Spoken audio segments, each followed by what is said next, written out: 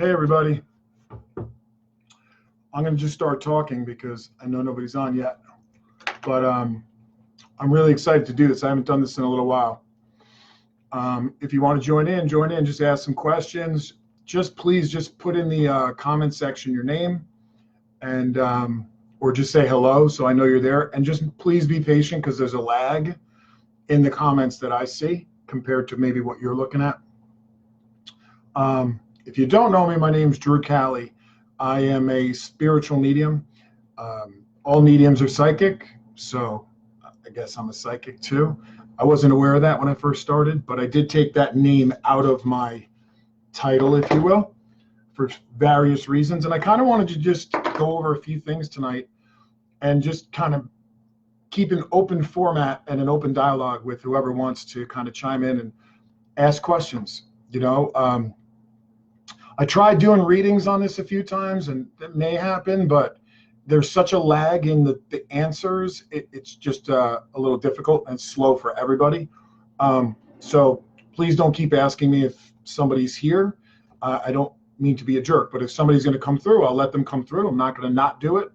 But please ask any questions that you have, or, hey, Amy, hey, Jill, Carrie, I see Lisa, I see Audra, I see Robert, Maribel Jesselyn, it's an interesting name, Kathy, Mabel, Mary Kay, Lisa, hey, Thea, and Deborah.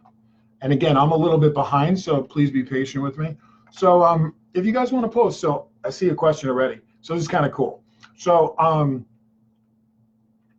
I guess I'm going to have to just do this however it comes. So real quick, Lisa, your daughter's coworker passed away today. How long before they can communicate? So I hear this a lot. So what I would say, and I just did a recent event, I did a couple, but this one woman stood out to me up in Saratoga where she had been to 5 different mediums. I was the 5th one. And, there were 3 that were like giant names, like household names you would know from TV. And she was just like, how come my 2 people didn't come? And, as we were talking, I could just feel how, basically she lost both her sons. So I wasn't exactly clear on when or how. It was after the event she was talking to me, so I wasn't communicating with them or any of that. But what I felt from her intuitively was that, wow, just to lose one person, but to lose 2 sons. And she was there with her husband, who was a really nice guy. And the thing that I got from her was like, how are you? Have you been going to therapy? Have you been going to counseling? And she was like, no, kind of like, so when the medium becomes the answer, excuse the cough drop, but I talk all day for a living, so my throat's scratchy. When the medium becomes the answer and it's like the end all be all, you put so much pressure on that unfortunately people, I think, like ruin it for themselves. I'm not going to say it doesn't happen, because I've had people literally where somebody passed away that day or the day before, they just came from a wake and I got a perfect connection with that person for the wife or for the husband or whatever it is. So I personally don't like, I get asked this recently, I got asked this a lot. Did you ever hear of the 3-day rule? Is there, like, our time is not really in sync with their time. So for me, if I'm being honest, I think it's really how well the living can receive it, and are you ready to do something positive with it? If it's going to be really, maybe it won't be as helpful to somebody right after they pass, because you can't really process that. You have to be at some stage or go through some sort of grief. And also what I've seen, especially with children or people that are caretakers for parents or siblings or whatever, or even, spouses, that when they are so involved with somebody and then they lose somebody and they come to a medium, me or other mediums, when they connect, it's like they're looking for a conversation, not necessarily a validation process. So, and that can happen where it's a real awesome back and forth. But I promise you, when it's supposed to happen, the way that it happens is very organic. It's very natural. It's almost like effortless. you know. And I find a lot of people in groups, like I will get, this just happened to me recently, like I'll get the fact that somebody's there, I'll get their name, like, but they don't really step forward to say anymore. It's like they just, the only time they had was to be like, hey, just let them know I'm okay. You know, people get annoyed. They'll be like, well, I want my full message. Or they'll book a private reading and be like, you know, my so-and-so had more to say. But I do believe that, like, as a medium, I'll just speak for me, but I do feel that other mediums and myself represent mediumship in its whole. And I feel like, and that could be, you know, not such a good thing for some people and a really good thing for others. And I'm real fortunate because, you know, it's real easy to get caught up in like being the answer for everybody. But people don't like honesty. Like if I tell someone like I'm just not connecting or maybe now's not the time, they don't really understand it. And I get a lot of people that are like, oh no, the thing is, I'll never forget one of the first readings I did, the woman's son passed away, and it was a suicide. And I spent almost an hour and a half with her working on evidence and information and trying to get details. And what I found was she didn't care about any of that. What she wanted to know was why exactly did he do it, when there was a whole pattern his entire life. So it was a real unanswerable question that she was stuck on. And also, she really loved her son and she just wanted her son back. So like every 2 months she would call me like, hey, can I come in and sit with you for 30 minutes and just see what happens? And like I did it once and it felt like the energy, I just felt like was really sticky. I didn't like it. So I stopped doing that. I don't believe that we should be going to mediums for mediumistic connections regularly. I think it's the neon sign in the spiritual shop that maybe can get you through that hump or give you some, and maybe it's going to a group and witnessing other people get evidence or messages, and that to you proves that there's life after life. I get everybody wants their own connection, but just because that person doesn't show up that night doesn't mean they're not okay. You know, it doesn't mean they're not okay. To me, I've never had anybody come through at any time where they weren't in a very safe and sacred space. At least that's how it feels to me. So I appreciate the question. So I'm gonna actually scroll down because this is getting crazy. Hey, Susan, we got Patricia. Hey, Patricia.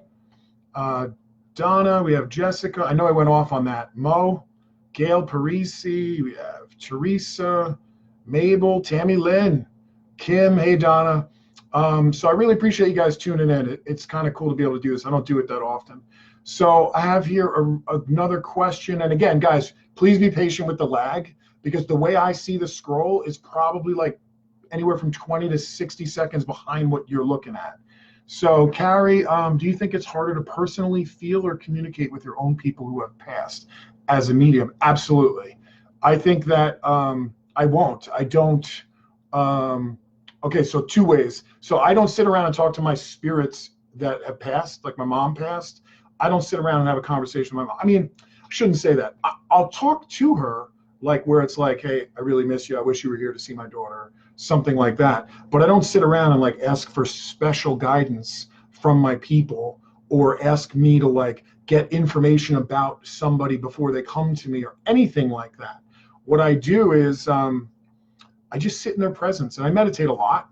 So for me, like, I'm okay. I know my mom's like, they're home, you're visiting. It's not the other way around. And for some reason, we want to make it so the opposite. And like, but we really don't.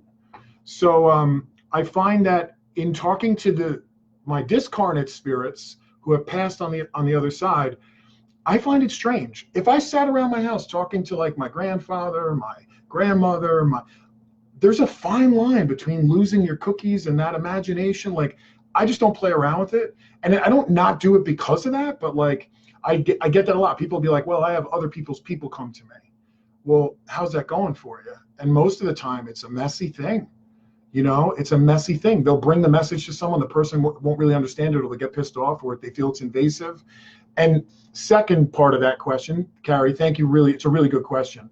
When I read for people that I love or I know in the living, it's really difficult for me because I have to get through the mind field, MINE field in my brain that's like, did I ever hear her say this or him say that? Did somebody else tell me this about them? Do I know somebody that passed? Like, I have to, like, it's just harder. And also I'm emotionally attached to the outcome. So I want it to do good. You know, I want to do good for them. And so I have to worry about my ego also. And that can kind of screw it up. If I'm really comfortable with someone, especially other mediums, I can go back and forth with them because I get that they get it. Where with regular people, no offense, but like people that don't really know, if there's something slightly off, or, you know, it just doesn't feel right to me. If I had a woman that used to call me and she'd be like, hey, it's my dad's birthday, can you pull him through? And I just remember being like, at first I would have paid anybody to come to me. I would be like, you come to me, please let me practice on you. And I'll never forget, I just finally got tired of it. And I was like, no, like, it doesn't feel right. Like, I don't think it's meant for this. I'm not like a spirit DJ, you know? And I know that, like, there's this uprising of mediumship and consciousness and yoga and meditation and sound baths and all this beautiful stuff. And I love that, to be part of that consciousness, raising of consciousness. I'm really, really, it inspires me. But at the same time, like, I think it's just counterbalancing the giant leaps and bounds we're making technologically and scientifically.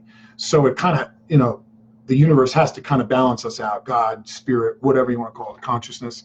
So if you believe that your spirits go on, then you should believe that your life is worth living and has a purpose the way that it is now, and that they have whatever it is they're doing over there supersedes the purpose that they were doing, whatever they were doing here. And I get with suicides, it can be difficult. And believe me, I have it in my family. So I get that.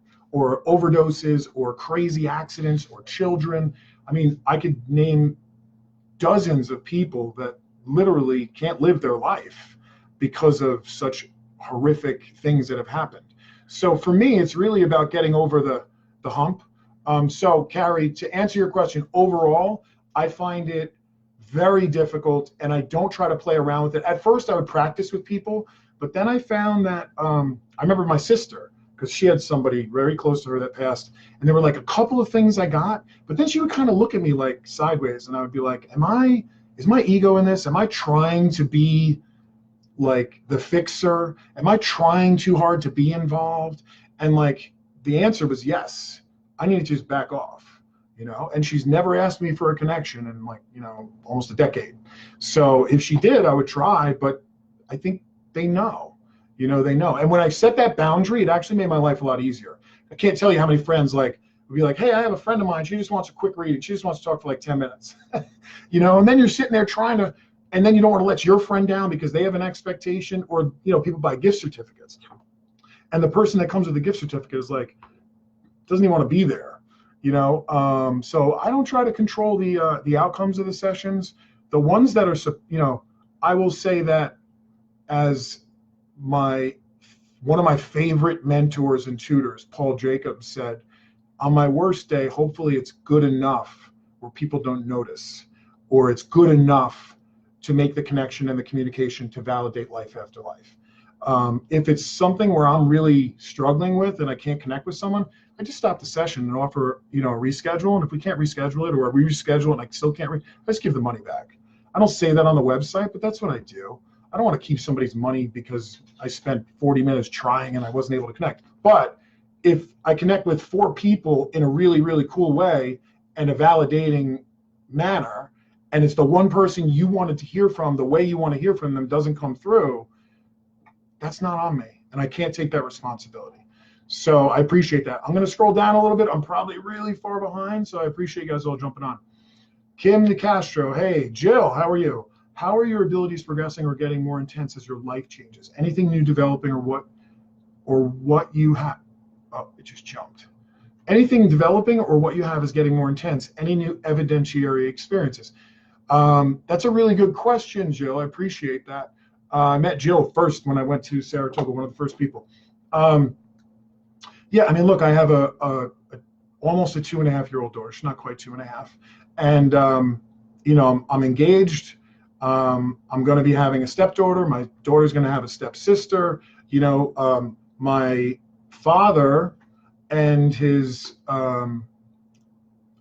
who I consider my stepmom. They're not married. His girlfriend, Suzanne, they're awesome. They actually literally moved not even like a 3-minute drive from my fiance's house prior to us being engaged without even knowing it. So like all these cool things are starting to happen. So like they were living out about almost 45 minutes away. So it was really difficult to kind of connect because I only have my daughters limited times. So I guess what I'm getting at is, yes, in a big way, I feel the depth of the connection and the link that I can blend with spirit goes deeper now, because my child taught me that I could love deeper than I ever possibly understood that I could love. This is the only kid that I have. I just didn't know that you could love to this capacity. I just didn't know that. And I had been to war. I would have died for the people that were next to me. They would have died for me. All that kind of stuff. But this is different. There's a little beautiful spirit that's looking me in the eyes, and she kind of looks like me, and scary enough. And there's just a magic there. So when everything that touches me in my personal life, I feel like touches me in my spiritual or my practice. And I do feel like that even with students. Like right now I have a private mentorship group, really great people. There's 6 of them. And I do classes. I'm doing a butterfly series here. And there's a November 9th one coming up if you're up in Saratoga. It's going to be an all day at the Inn at Saratoga on Broadway in Saratoga Springs. It's going to be really fun. It's going to be like a power day of strengthening or understanding your intuition. But I guess, Jill, what I would really say is that I enjoy it more. And I feel that I can sense the depth of the healing that takes place more so than I ever have before. And I don't really I used to get really like, if I couldn't read for someone, or it wasn't like I could tell that they just were like, yeah, well, what else? And let me just preface that with, there are some people that come in my office and I'm like, okay, there's a man here, his name is this, he died like this, he had blue eyes, and I know that this was your brother, and he had 2 kids, and he wants to leave a note for his wife, and I know that you have his necklace in your wallet. Or, like pretty much on some occasions it can be that good. And then but they'll be like, well, like, what's my grandma say? And the whole reading was really with the brother, because that's where the need was. And look, some occasions maybe I didn't look for it because I was so immersed in this one connection. But it's just amazing to me where you can give what I think is an awesome reading, and the person sitting across from me is just like, no. And then on other times where I'm like, I'm like, are you okay with this? And they're like, oh my God, it was great. So the needs are different for different people. The way that spirits come through, there's a purpose and an intention and an intelligence. So I appreciate that, Jill. And I always tell them, the reason I brought up the students is, if you're developing or you want to develop your intuition, you also have to develop your person. Your emotions. You have to work through your emotions. You have to work through, and nobody wants to talk about this stuff, but it's the real deal. Like, I'll never forget, I was working with people, and like, all bullshit aside, like, I was seeing and hearing so clearly that I was like, wow, I must be like super amazing. And I'll never forget, I was doing the Cornerstone restaurant in Hillsdale, New Jersey. There were like 40 or 50 people there. And all of a sudden I couldn't see or hear anything. And I just kept feeling a pull from my like chest and belly button. So now I had to feel into everyone. And the whole thing changed. And that was a really tough night for me. But then I remember, and this is like, I don't know, maybe 8 or 9 years ago, maybe, I don't know, like 2012. And I remember right after that, though, when I started reading with people and I started doing groups, all of them would work. But when I felt into it, it was the most powerful, because to feel is to know. To see is to see a picture worth 1,000 words. So that can be really confusing. It will go wrong, and clairaudience is a whole different subject matter, because you can get audio symbols. It could be literal. It's very different. So if I'm feeling it and I'm really in the blend, there's no mistaking. I'll talk as if I know. And I'll say, I know that he was like this, or they did this or that. So it's really interesting to me. And I find, the deeper that I find that I can go, the deeper I want to go. But it also took a lot of work on my part. I was sober. I had to get sober and clean. That was like 2010 when I really started on that journey. And cleaning up that end of my life allowed these abilities to kind of present themselves because they were always there. But I wasn't one of those kids that woke up walking around looking at ghosts. And I'm glad that I had the experiences that I had in life, because I don't know. I think, I don't know. I'm just glad it worked out the way it did. But once I cleaned up and got clear, things started coming. But I constantly have to do work. I constantly have to own my stuff.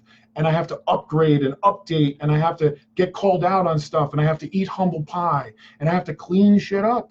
I'll say something stupid, and I'm like, man, I don't want to like hurt anybody. So why am I doing that? I have to be able to do that, because when I'm working with spirits, the reason I'm able to tune into them so deeply for some of these really cool, deep messages or these different characters is because I've done my work, and they're usually trying to show me something that they either needed to work on or that they want to present to the person who's living. All right, so I'm going to move a little bit forward. Hey, Bill Van Dorn, thank you. Amy Fernandez, we have Jenny Marisol, hey. Tammy, so Sheila, we have Vicky Van Hoos, hey, Candace, Chelsea, Teresa. So I'm going to do this real quick. Chelsea, I don't know if your dad had a heart attack or there's something wrong with the heart here, but that's the first. I was going to pass because I'm really not doing readings. And that's what I felt. I just felt like I went quickly, and it's like, I know you were very connected and very close. And I just keep feeling like the biggest thing is to know there must be two little ones. Either you're one of two or there's two kids also. So the reason I'm not going to do the readings on this too is because by the time I get a yes or a no, I might even miss it with the way the feed is. But Chelsea, I do feel your dad, and I just needed to say that like everything's okay, but he's just really happy for you that you're happy. And I feel like it has to do with the relationship. That's what I feel like, or your family, because that's really what is really important to you. All right. Teresa, do I read people at random, say when you're out to dinner? Never, never. I think that takes an incredible amount of ego and having no boundaries whatsoever. Like, look, Long Island Medium, it's a show. So you're walking around with a boom mic, a camera, you know, your antenna's up, you're at the gas station, like, who can I read? You know, and I'm not taking away from her mediumship. I'm just kind of taking the perspective of, if you're on a show and that's what you're supposed to do, then by all means do that. But I can tell you that very rarely, maybe a handful of times in the last 5 or 6 years, have I been next to someone and someone comes through. And usually it's a really crisp, awesome connection, and they're very comfortable with it, and we're already talking about something. I would never just walk up to somebody in CVS and be like, oh, by the way, I feel like there's this young boy around. What if you're wrong? Or what if the person's really religious? Like, I don't know. To me, that just makes me really important. And I feel like Spirit has it covered. When someone has the intention to come sit with me, and my intention is to go sit with them, and we're going to do a reading, and we're going to carve out a space of time where we both meet in the middle, and you're going to be open to that, that's really what I want to do. So I'm against it for me. I do not teach it. If my students were doing it, I wouldn't be happy. But I will say that, you know, people will tell me, oh, it just happens to me. It doesn't. You're either on or you're off, you know. And look, again, a handful of times, like maybe once a year, and that's in a very unusual circumstance, and it's usually after I've been working and I'm like kind of open. All right, so I appreciate the question. Diana Potter, hey. Stacy, hey. Kim Griffin is an awesome medium. If you guys are down in North Carolina, Wilmington area, she's awesome. Sherry Bolster, hey, your daughter is a gift, and you are a gift to her. Thank you. Appreciate that. I'm not usually getting a lot of comments. Usually this is a very thankless job, to be honest. A child changes your world, yes. Okay, so I have Susan Jordan, and we have Wendy, Pauline, Anastasia, Erin. Love your honesty about your sobriety. Thank you. I don't have any other way but to be honest. You know, like I just always said, if I'm going to do this kind of work,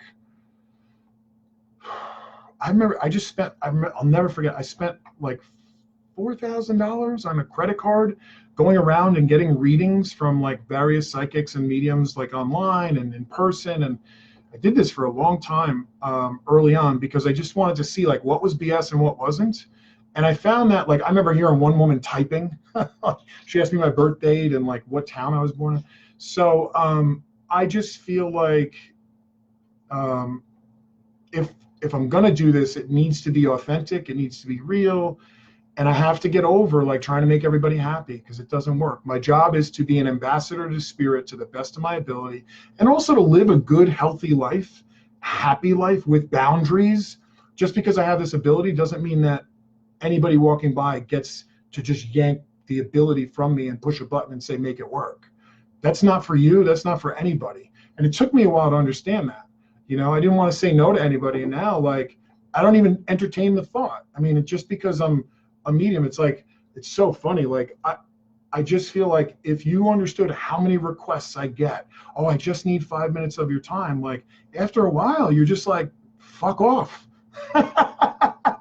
I'm sorry, but it's just like, listen, I do sessions for a living during the day, and I need to make a living, and I love what I do, and I teach this, and I do meditations, I do healing, I teach Reiki, I try to do all these different things. So like, don't come up to me and tell me that I owe you a reading, you know, just because your person died. I have a lot of people that died. I don't go up to other mediums and go, I'm a medium, you owe me a reading, you know. And I think people don't realize they're doing it, and I get that.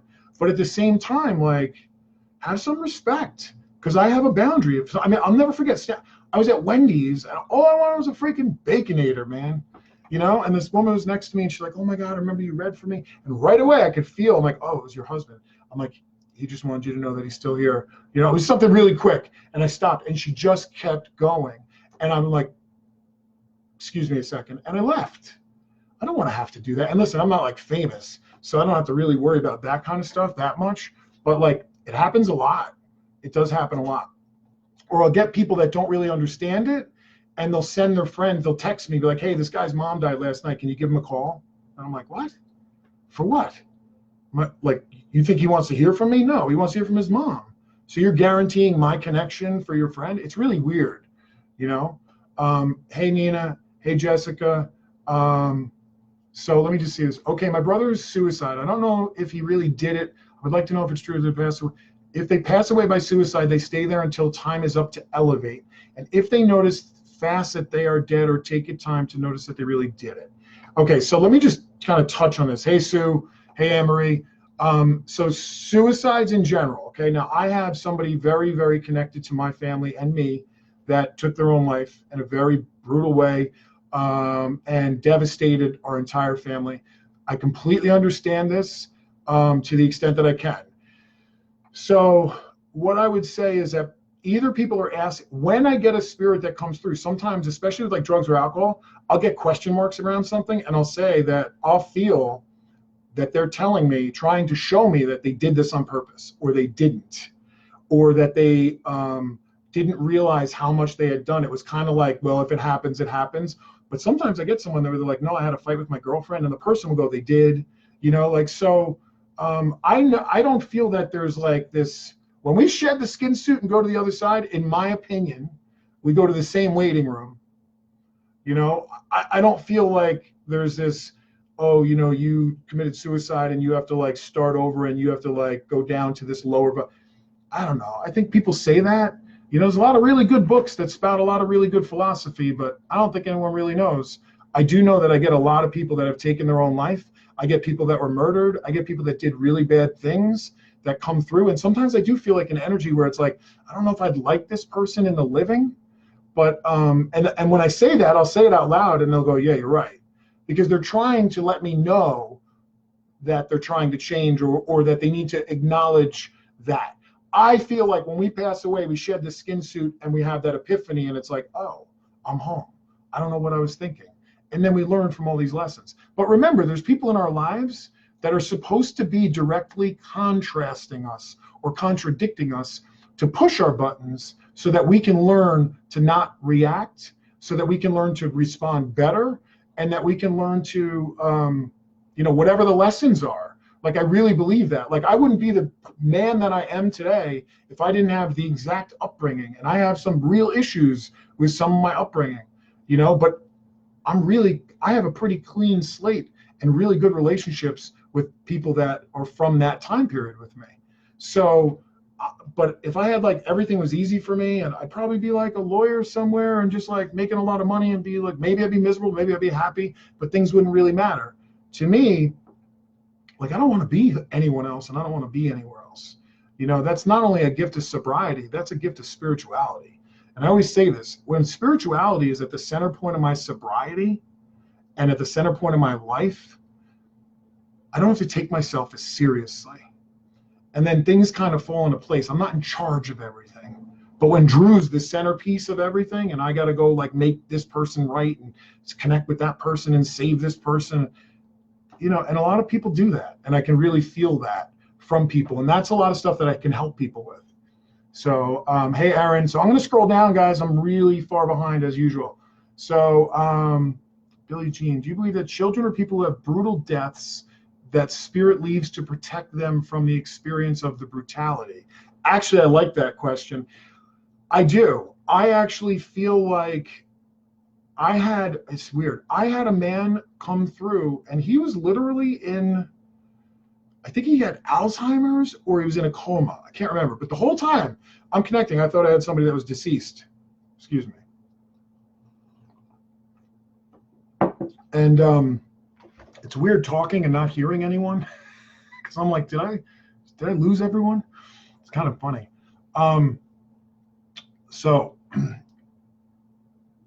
I do believe that if somebody has like a really bad accident or whatever, that a part of them is still here breathing, you know, a part of that consciousness. But I really do believe that the greater part of them has crossed over already and is just waiting for the remainder of the physical ties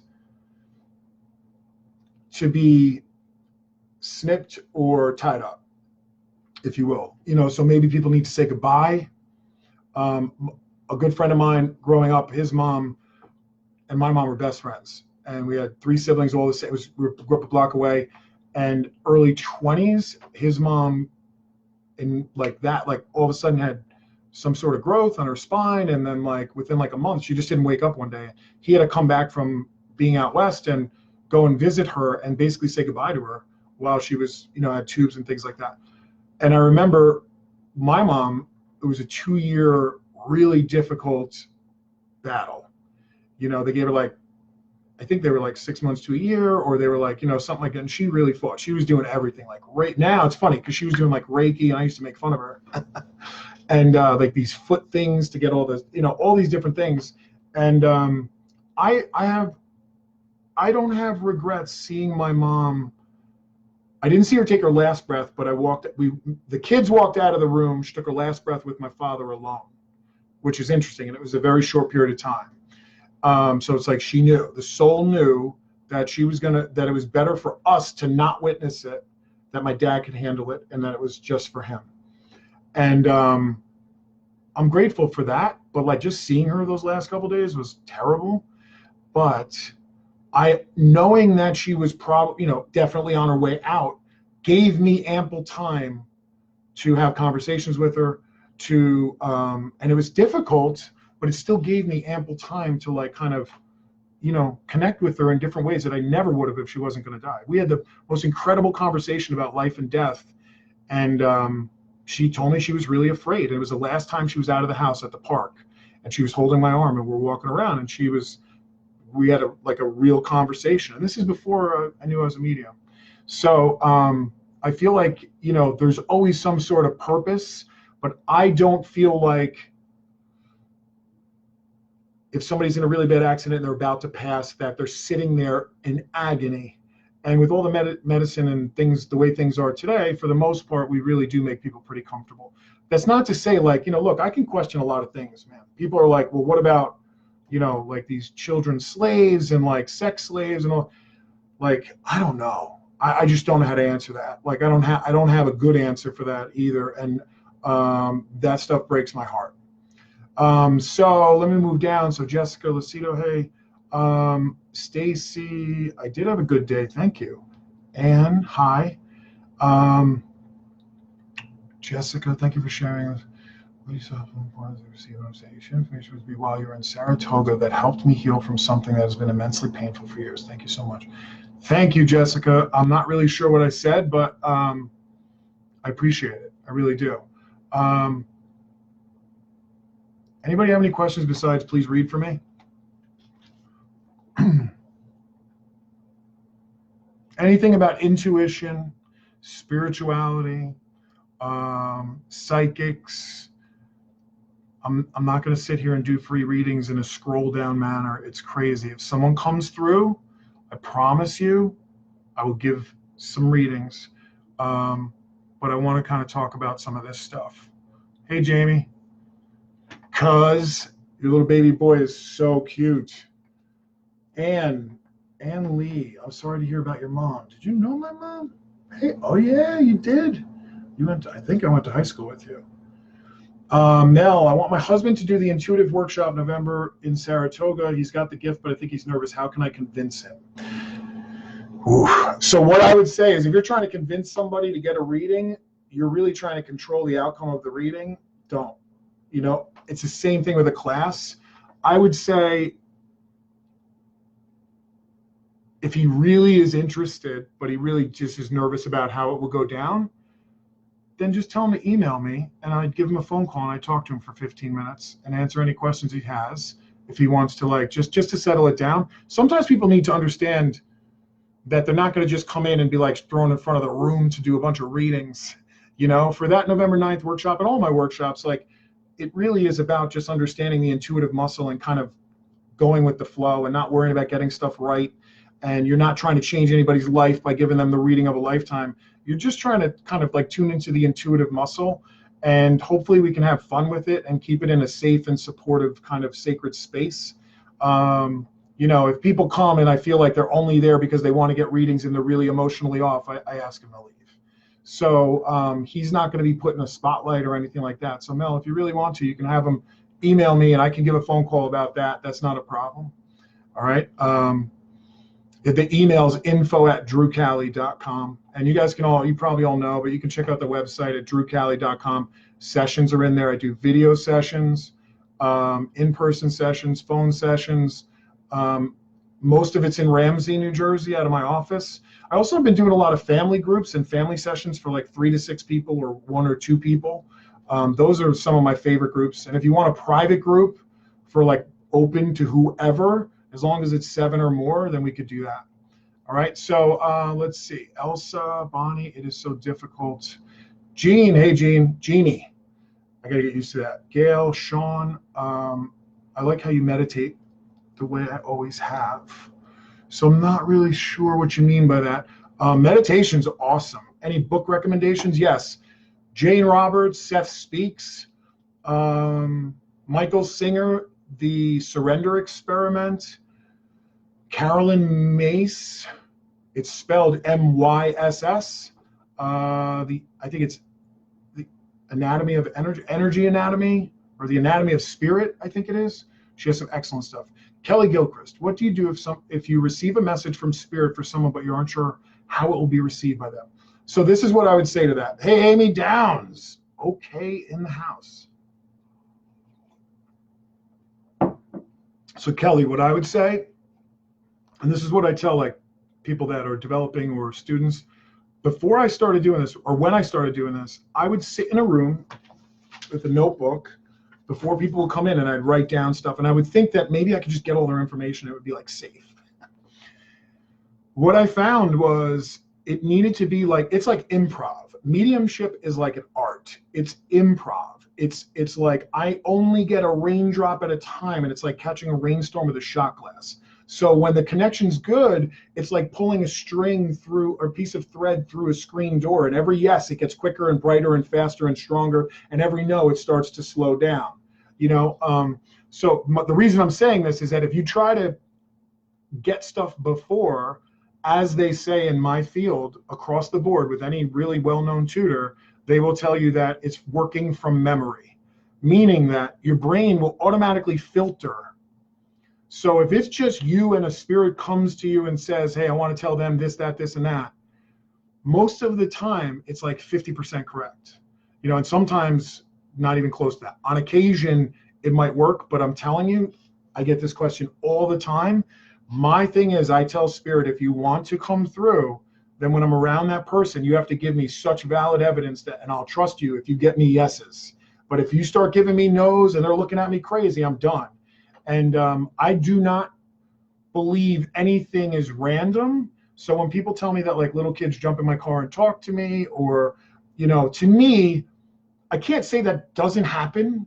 I'm not going to, you know, disintegrate somebody's experience, but I will say, like, what's the intelligence behind that?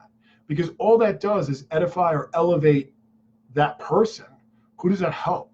And to me, anything that's authentic mediumship from spirit, not from the mind and the psychic, because psychically I could pick up from someone that, you know, they lost a mom or a dad, but that doesn't mean the consciousness is actually blending with me to connect and communicate. There's a big difference. So what I find is, if you set boundaries and you meditate regularly, they won't come random and they won't come before. I mean, on occasion, if I'm doing a group, I'll get like faces before I go to sleep or at night, or I'll be aware of like things that references that they'll use when I'm doing the group that I won't think of, and all of a sudden it comes back and I'm like, oh, that's what that's about. But that's what I would say, Kelly. I mean, trust your gut. I'm not trying to tell you what to do. I'm just saying that if someone came up to me and said, oh, and I've had this with healers, especially with healers, because they'll be working with somebody and they'll go, I just felt like, you know, I needed to connect with you. Your mom, they know my mom passed, but they'll be like, you know, your mom was really worried about you. And then I'm like, what? Like, that's just weird. I had somebody do that with me and I was pissed. I'm like, what? Like, why would you say that to me? And I was like, what is she worried about? Like, why are you making it sound like my mom's worried? You know what I mean? And she might've had that real feeling, but it's just a weird thing. Like, I just don't play around with it. You know, I don't. So let's go. Mabel, have you ever met someone and feel like you've known them all your life? Absolutely, my fiance. And other people, there's people that I've worked with. There's people that I've met for times in my life. When I moved up to Saratoga, there was a few key people that changed my life up there. When I was in the Army, there were a few key people. As soon as I met them, I was like, hey, what's up? It worked. You know, there's a guy that I play music with. I play a lot of music. And when we were like 14, I think we met outside of a high school class smoking a cigarette. And I just saw him like a couple of weeks ago and we played music, you know. So there are some people that these soul groups that we stay connected to. Absolutely. I definitely believe that. How do you heighten your intuition? Teresa, that's a really good question. What I would say is meditation, meditation, meditation, because it calms you down, quiets the chatter in the brain. You have to get to the conscious mind, and that mind field and the intuition. The best intuition and the best psychic information you can get comes from like the pit of your belly. It boils and bubbles through you, like a river that's running through your entire system from the center of your being. And the mind filters it or interprets it. I don't like to use the word interpret. So you might actually feel something in someone's aura and then get a visual impression, but you won't know that you felt it because your interpretation, or what's easiest for spirit to show you, is what you can see or hear. So it's a big question. I took almost 3 years of nonstop classes overseas in different, you know, I went to England, Arthur Findlay College. I'd spend a week there at a time, sometimes 2 or 3 weeks, come back for 2 months, go back for 2 weeks. I spent weekends up in different parts of this country with really well-known mediums. I had a circle I worked with every week.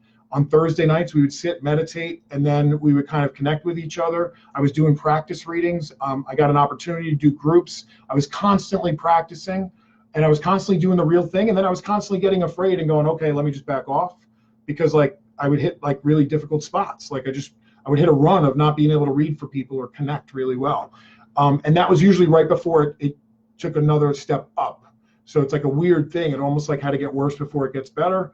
But what I would say is, like, now there's so many online groups. Like I mentor people on the back end if you're interested in something like that. I have classes. We're doing one November 9th, Saratoga Springs. I do a lot. I'm doing a butterfly series in Ramsey, New Jersey. I'm constantly doing classes because I constantly get asked that question. And it's also for the regular people out there that like get information and they're not sure what to do with it. You know, that's an important aspect. So really good question. And I would say anything and everything that you can, as long as you have good boundaries in your life, you know, don't go like set up a psychic shop and leave your husband, you know. People get really crazy with this stuff. Liada, do you think it's possible for those who have passed on to know we love them even if we didn't tell them? Possible. I know it's a fact. I know it as a fact. Just so you know, like you don't, I think people will come into my office and sit down and be like, can you tell them this or that? I always find that fascinating. I'm like, but you just said it. Like they heard you. It's like electricity. You can plug into any outlet, you're going to get electricity. It's the same thing. So just so you know, Liada, I'm not sure if I'm saying that, Van Scoy, absolutely. Like I have a lot of people that have the same question. And I promise you, don't let it bother you and don't let it ruin your life. The last thing that spirits on the other side want us to do is spend all this time feeling guilty or worrying about them. They just want us to be happy and move on. They actually, and sometimes feel more connected to you now than they did here. It's easier for some people in spirit. You know, it's weird. Okay, so I'm going to scroll way down here because I feel like I'm really far behind. All right, Sammy, let's see. Ginny. So Sammy Ward. Hello, my name is Sammy. I have been following you for a while. I love your story of how you got to this point in your life. How did you decide to open up to those around you and say, hey, I'm connecting to spirit? So that's a really good question.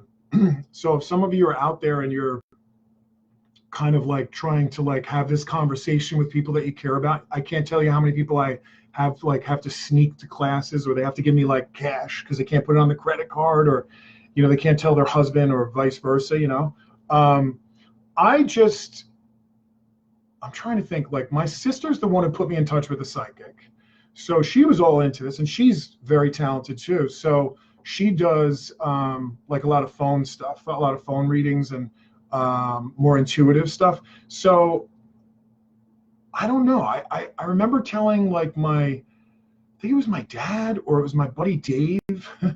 And I remember telling them and they were like, they just looked at me and were like, the thing I remember hearing was, dude, you would never make that up. So I have to believe you. Because it was like, I remember telling my dad, like, God, I got to tell you something. And just because someone was going to put something in a newspaper article about an event that was coming out. And I just didn't want someone else to say, hey, your son's like a psychic. Like, what's going on with that? My father was like a really well-known undercover federal agent. So there was an HBO documentary. So like, you know, it was like to do this after what he did, you know, some of his guys, like I'm 6'2", like 260, maybe 265, 70. But like, I don't fit the bill is what I used to always joke about. But like, I don't know that any one stereotype or prototype is really made for this. And I believe that we all kind of have to go through our own experience and journey. But Sammy, the one thing that I would say is say less, not more. And that's what I found. So I'll never forget, I went to my aunt and my uncle's house, and my aunt was really open to him. My uncle was good. But when you're sitting next to someone, my uncle was like this. The whole time at dinner was like, just totally like didn't want to be like within a foot of me the whole time. And I just remember I joked with him like, dude, I'm not reading your mind, you know? But people get really uneasy because then they feel like you're going to try to read them. That's why I don't read for people I know also. And when I stopped talking about this stuff and I started doing it more, I didn't really need to talk about it as much. And people say, hey, how's it going? Works good. You know, that's what I say. I say, oh man, I had this really awesome group the other night, or I had this really crazy experience, or I had this difficulty, or whatever it is, you know, or I have this really good group of students I'm really excited about, you know, whatever it is that I can share. But I found that when I stopped talking about it so much, they started asking questions. When I started bringing it up all the time because I was so excited about it, like, oh my God, I got like this second lease on life. I see things differently. I wanted them to wake up. None of them did, and not in my time. So I just had to be like, really, patience is not like in my vocabulary for me. And I don't know, you know, I was just real fortunate that I just kept doing it. And eventually I just stopped caring what people think. I mean, that's the truth. I just got to the point where it was like, I would almost go into it and be like, oh, like, what do you do? And right away I'm like, oh, here we go. And I'd be like, I'm a medium. And I took the word psychic out of my name because I had people come in, should I have this baby? You know, is my husband cheating on me? What are the lottery numbers? You know, how can I get shortcuts that are for me? Not everybody, but I found that the groups and crowds were totally different. Or what's my life path? You know, like that's a conversation. That's a big question. You know, I could easily give you some life lessons that I know that are specifically for you, but like sometimes our purpose is to actually be seeking our purpose, you know, so it's a very tricky thing. So Sammy, I feel you. And what I would say is, and I think that's what you're asking, how did you decide to open up to those around you and say, hey, I'm connecting to spirit? I remember even my cousin who's on now, I think she was before, Jamie and Kevin, my uncle, who was one of, you know, really special to me. And we had this connection with guitar, and he just took me to play at my first place. He passed away, unfortunately. And I remember getting something about a song that my cousin was working on.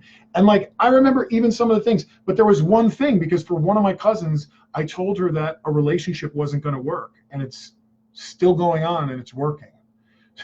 So I do not read for people I know, because your mind will get in the way. You know, so I don't try to prove it to them. And that, Sammy, I think is what I'm getting at, is what started to happen is if I open that can of worms, people are like, oh yeah, we'll prove it. And they may not say that, and they may not, they'll be like, no, I'm not, yeah, but just for fun, let's see what happens. And then you're put in this spot, and they're going to walk away, and you're going to feel judged, and you're going to feel kind of slimy. So just be really conscious about it. Share it with the people when you feel that you can share it, you know, share it with people that you trust. Hey, Kat, how do we find out what we have to learn in this life? Usually painfully. It's a really good question. How do you get a hold of a loved one on the other side who's trying to get you a message to me? I don't even understand that. Tara, I'm not really sure how to answer that. How do you get a hold of a loved one on the other side who is trying to get you a message to me? I don't really understand. I had somebody actually call me up, and they wanted to deliver a message to their wife who has been in spirit for like 25 years. And I was like, it's the opposite. It works the opposite. I'm like the receiver, you know. You just have to have a conversation internally, meditate, pray on it, use your best judgment with it. Tony, hey, Amy, I never asked this psychic medium, I never asked this. Psychic medium, can you get information about someone's future? Yes, I can. But it's got to be a need. It can't be a want. People will say to me, like, what I'll get for people, I just had this the other day. I had somebody's mother or grandmother or something like that. And they were specifically talking about one of the children. They were going to go to a specific city to go to school, and this person wasn't happy about it. And they had changed directions like 2 or 3 times, and then also that there was a pregnancy in the family, and this would be the sex, and blah, blah, and it was all verified. So, and that also there was a congrats to a wedding, you know, like things like that. But when someone's like, you know, am I going to get fired next year when they do layoffs, you know, like that kind of thing. Can I? Yeah, sometimes, but like, it's not my thing. I don't find it's very helpful to people. I think people that are looking for those kinds of answers are really not owning their power. My job would be in that situation to be like, well, let's look at your life and let's like really get into like the depth of your spiritual journey here. Like, where are you at? Get honest with me, you know? And most people you'll find are really afraid. They feel alone. They feel disconnected. They don't know if they're in the right marriage. They don't know if they're in the right job. They don't know if they're a good mom or dad. They have all the same fears and questions as everyone else. But I feel like future for me is when it comes naturally and organically. On occasion, if it's a good question with a good intention, sometimes there's a good answer. So I'll leave it at that. But I don't just do pure psychic sessions. I just don't do that. So I appreciate that, Amy. Love you. Tara, Tiffany, I'm very interested in mentorship. Oh, great. Hey, Tiffany, anyone's interested in the mentorship, just email admin, ADMIN, at drewcali.com. So it's just short for admin, ADMIN, at DREWCALI.com. And just put interested in mentorship or private consults. I do a lot of that, and I find that it's really helpful. I didn't get that in the beginning when I first started doing this. In some ways, it was really good because I had to go learn from all these different people. And I found that it was actually a benefit for me because it allows me to teach with all really, like I have this really giant notebook in my memory of different exercises and different ways to kind of like hone in on someone. Like let's say somebody can't really get, they can get if it's a man or a woman, they pass quickly, but they can't really get like, how are they connected? They can't get the relationship. So it's like, okay, let's try this exercise, you know, give me this, or they can't get a name, you know, just like different things like that. So I find that being someone's mentor is really, really helpful, but I also encourage like classes, do everything and anything you can, but I try to do as much as I can. And if I get a lot of people that want to do an online course, I would absolutely do that. I found that to be really cool because it's like Brady Bunched through Zoom, which is a really cool setup. And, you know, as people are reading, you start to see how people read, how they receive, how they react, and you can learn from them and they can learn from you. It's really been a good thing. Hi, Eileen. Let's see. So I'm sorry. I have Jeremiah Jenkins. For 23 years working spiritually, but I have the hardest time to hear from a loved one that I lost. Just need to come in. What if I need to come in contact in order for me to move on? Most people move on quickly. I'm still in the darkest of grief. Jeremiah, I don't know. I don't know what to tell you. I mean, you know probably most of this stuff. What I would say is healing is different for everybody, and it's really difficult. And I'm sorry. My heart goes out to you. You know, it's really, really difficult to be able to know what to do. Just like even me as a medium, when someone passes away, I'm devastated still, you know, at first, and then it gets okay because I have to watch the pain in other people and I have to feel like I'm disconnected from this person, but we're not. Billie Jean. So let me just scroll down a little bit further. So you're welcome, Amy. Tara, thank you. Sorry, my phone was acting up. I don't know. Didn't know if I should go to a meeting or something like that. I'm not sure what you mean. Sarah O'Hart, what is a mentorship? A mentorship just is a private coaching on using your intuition, developing your psychic skills or your mediumship. If you're a healer and you're looking to, you know, branch out into that greater awareness, or it's already happening to you on a lot of occasions and you really want to give it like better language and understand it, I'm really good with that. So that's something that I do. Lisa Smith Elliott, how do you feel about trance? I actually studied trance for a while. I worked with a physical medium and a really awesome trance specialist who was teaching at Arthur Findlay College at one point, and then he was in Scotland with Eileen Davies. His name was Scott Milligan. He was excellent. I also studied trance with Tony Stockwell, and it was James Van Praagh was on the course, but James admittedly wasn't really trained in it.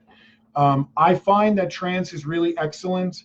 I find that it can really blend. It can help you with the blend if you're doing mental mediumship or if you're just trying to connect and feel more connected. I find the exercises and the depth that you can go into an altered state are beautiful. I find that when I'm doing energy work and healing, I'll go into like a trance-like state. On an occasion, I'll channel or whatever you want to call it. But I've also found that people that just studied trance, it's a very difficult thing because you have to consistently be able to sit with people that aren't going to bullshit you, and you have to get your ego out of the way. I sat, and in the very beginning, I started wanting to speak, and I did, and then I stopped because everything that I said, I questioned.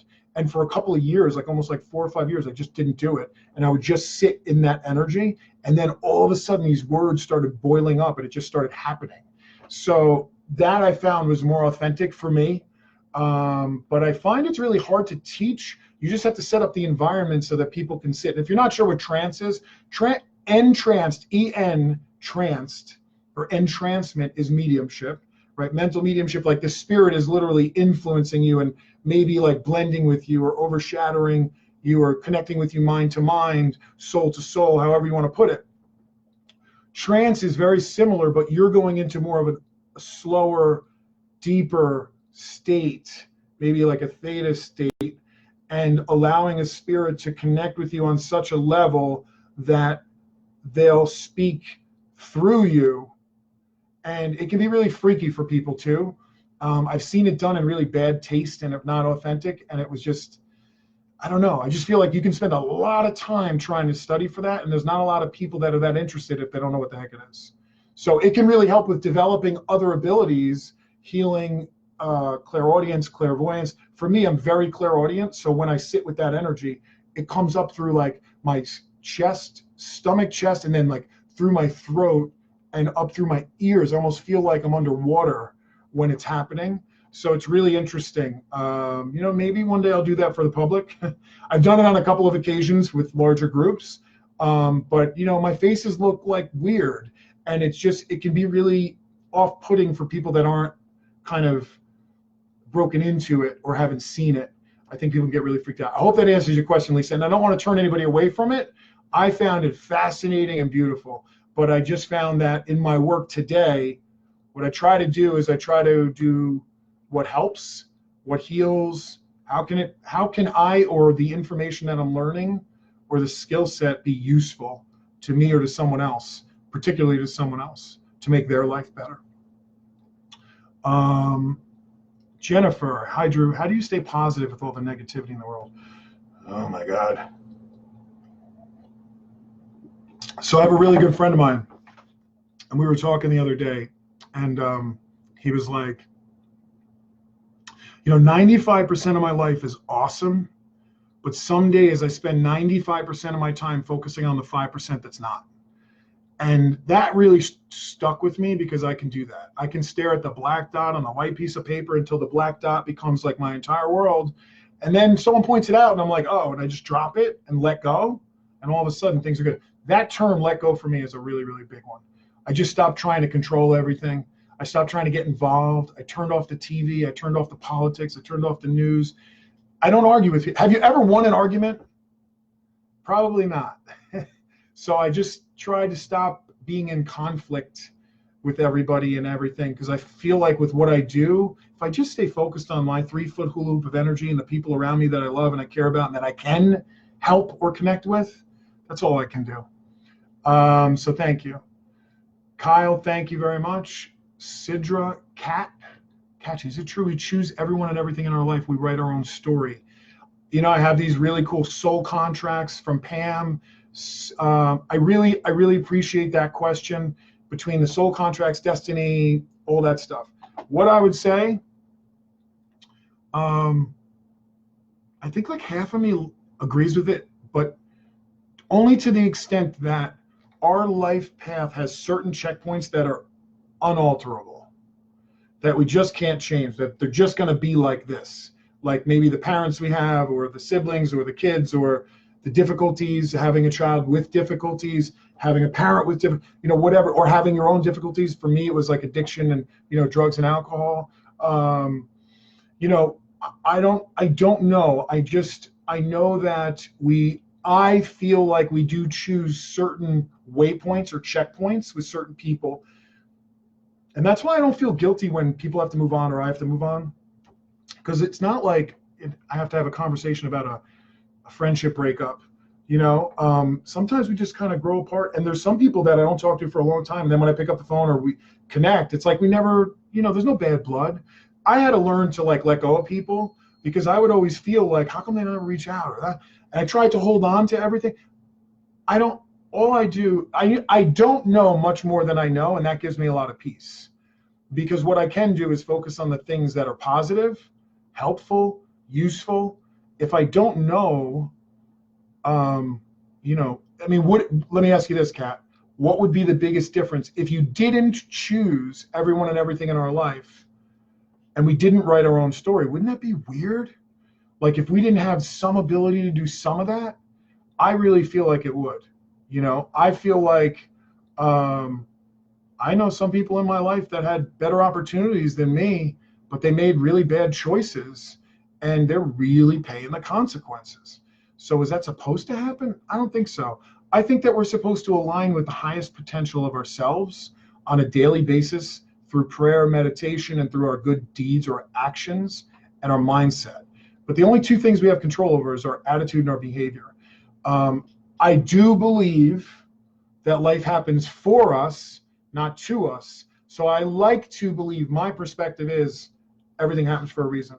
So that's the way I go. But I also know that I have to make choices, and sometimes the hardest choice is the right choice. It's not always the easiest. So I hope that helps. Soul contracts are fascinating too.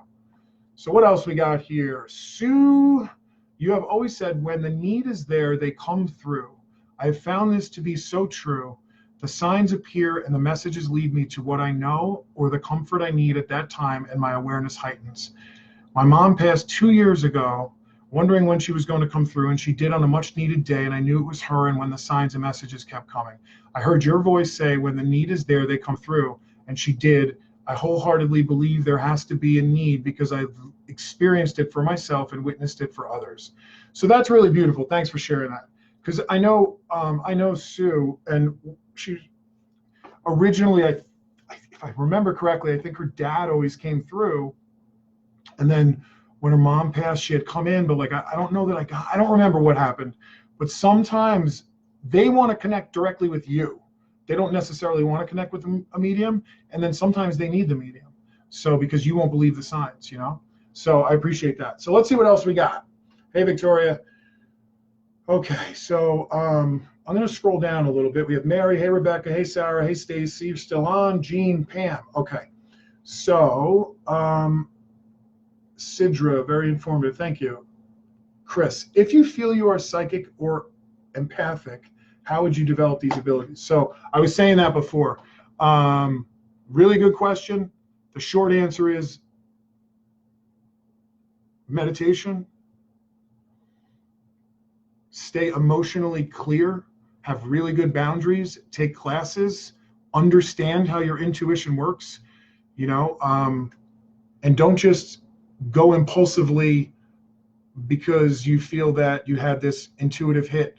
You have to learn what your intuition is before you can trust it. You know, I'm not saying to not trust that deep gut feeling about certain things that you can't explain why, you just have to trust it. You should trust that. But when it comes to, like, I have a lot of empaths that say, I can't be in a room full of people, the energy overwhelms me.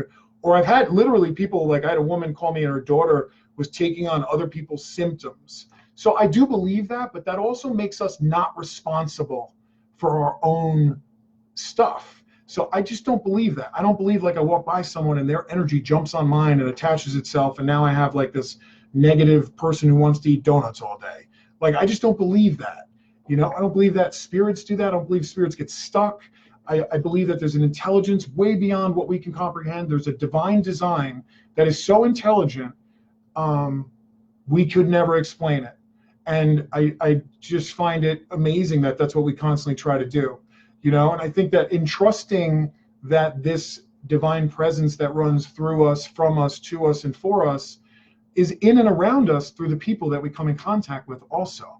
And sometimes, you know, it's a hard lesson, but in the long run, it's a gift, you know. And sometimes I think we just don't want to recognize them for what they are. We want what we want the way we want it, you know. And I can tell you that most of my life, I've had everything that I ever needed. And when I had everything I thought I wanted, I was miserable. You know, that's all I did, was I was obsessed with getting success through this business. Before this, a financial business, I was obsessed with it. I thought if I could make a certain amount of money and I could have, like, you know, everything look good on the outside and do what everyone thought I was supposed to do, everything would be good. It didn't work, you know. And then when I got clean and sober and I really woke up, like, I mean, I'm the type of guy that would go and, like, you know, do like mixed martial arts and do like boxing and all that. Now, like, it's not that I don't love that and crave that adrenaline, but to me, calm is nice. Calm is good. It used to be like when things were calm, I would be like, I'm bored, I got to go like light some matches. You know, like I don't need to do that anymore today. I find that my spirituality keeps me really grounded and rooted. It's not the other way around. You know, I think people are so scared you're going to become flighty and you're going to, you know, but I also don't do rainbows, unicorns, and like, you know, I don't just come up to people, oh, Archangel Michael said everything's going to be okay. Like, I don't do that kind of fluff, that airy fairy stuff. I keep it as real as I can. It's not that I don't believe in that. I just don't know that it would have been helpful to me, and I wouldn't have believed this stuff. So I try to mimic what drew me to this, and that was evidence-based mediumship. And I know everybody wants to get the message, and they want them to hear this, and they want to hear that. But if I'm not getting it, I'm not going to give it. When I do get it, I give it. You know, and sometimes connections are clearer than others, and sometimes there's an emotional kind of evidence. Sometimes somebody comes through, and it's like everything I say sounds like them. And then other times people come through, and it's like checking off a fact list. I don't know why it's like that. I'm just grateful that I can connect with these people, and you can validate them. Whether or not sometimes people, and I always get a kick out of this, like I do groups, and the groups are bigger nowadays. It's not like 10 or 20 people. They're like, you know, anywhere from 40 to 100 people, sometimes above. And you know, people come and they're like, you know, I paid this much money and I wanted a message, I didn't get one. You know, it's like, there's no way for me to do like 72 messages. You know, that would be weird. And I just think that, you know, we have to be realistic with what psychics, intuitives, mediumship, healers can do. And even the word guru, when I hear that word right away, I'm like, oh, no, I don't want to be anybody's guru. Just be you. I just want to be me, you know, and I hopefully I can be a damn good medium just being me. You know, I didn't want to change who I am. You know, I thought I might have to, but now I just find that in you being you will make you the best intuitive and the best psychic and the best medium and the best healer. And me being me will make me the best. Don't try to be like me. Don't try to be like Tony Stockwell. Don't try to be like John Edward. Don't try to be like that person you think has the answers. Don't try to sound like Long Island Medium. There is a time where I could tell that there's certain mediums that spend so much time with certain mentors. They sound and talk like them and even use words that are British when they're American. You know, so I just swore to myself that, yeah, I wanted good mentorship. I wanted good coaching, but I also wanted spirit to be at the forefront of it, leading the way. It can't be so directive and so cut and dry. Here's the system, here's the shortcut. Because if it's a shortcut, then it's like cookie cutter. You know, it becomes cookie cutter. You can't get that magic. You can't get that like amazing. I just got for this girl the other day, this was a cool one, that they had this funny memory over every year. I think it was a grandmother, honestly can't remember, but I know the recipient was a younger female in a small family group kind of setting in Saratoga, and private. And I just remember that I'm like, you guys must have had this big deal every year over the wishbone. And they were like, oh my God, we would get like hands locked before. And it was like this big deal. Like, who would have thought of that? I would have never thought of that. So for me to get the weird stuff is usually where the magic is. And to get the weird stuff means you have to be completely open. I just don't believe in name, rank, serial number, you know, or tell me what you want to hear and I'll tell you.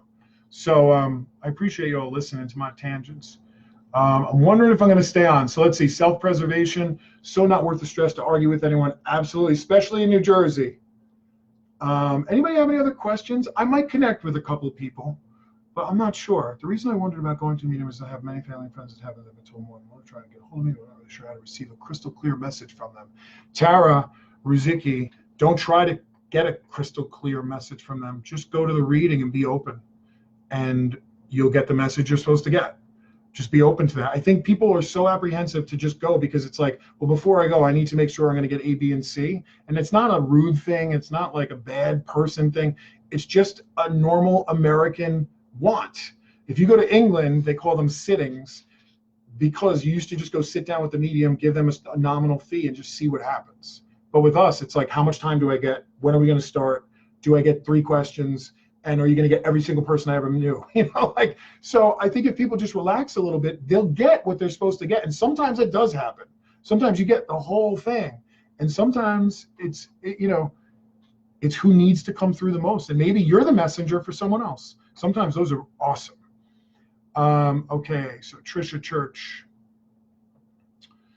Trisha Church, I do believe there are negative vibes that can take over. The struggle is in leveling up. Okay. Sarah, I'm an empath trying to figure out what to do with it. Hey, Christina, do you ever find one of the clair senses stands out over another? Yeah.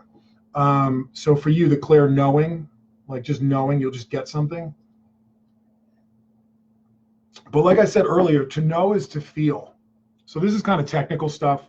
So Christina's a really good intuitive and develops on occasion her mediumship.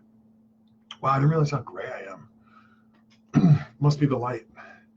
I would say, yeah, I would say that like when I'm really locked in, I'm feeling it, I'm hearing it, I'm seeing it, I'm knowing it, I'm talking like them, and I know that this person loved baseball, and I know that, you know, you have a garden in the back, and I know there's koi fish, and they'll be like, yeah, like it's really wild. When you're in that kind of connection and blend, it's great. But my question to you, Christina, is if it's happening to you alone, then you have to question everything. If it happens to you while you're doing it with other people, brilliant. If you're doing it alone, and you're feeling like you just know things and then they're validated to you later, it's just a kind of a repetitive message from spirit saying you have these abilities, please use them or don't. But that's what I feel. But you have these abilities. You have a great, great gift. So I hope you get out there and you're using it. And if I can help, let me know. Tammy Lynn, wondering what life has in store for me. Okay.